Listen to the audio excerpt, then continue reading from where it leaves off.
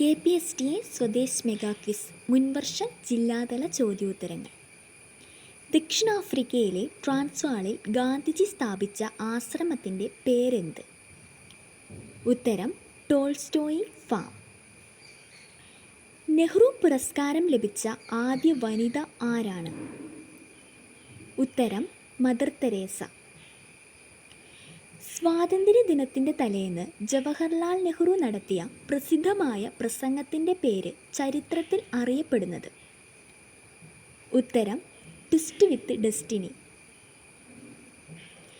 2024 Paris ഒളിമ്പിക്സിൽ javelin ത്രോയിൽ വെള്ളി medal നേടിയതാര്? ഉത്തരം നീരജ് ചോപ്ര.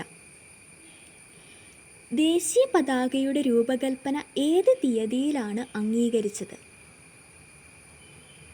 ഉത്തരം 1947 ജൂലൈ 22. കേരളത്തിൽ തുളസീവനം പദ്ധതി ആരംഭിച്ച ആദ്യ ജില്ല ഏത്? ഉത്തരം പത്തനംതിട്ട.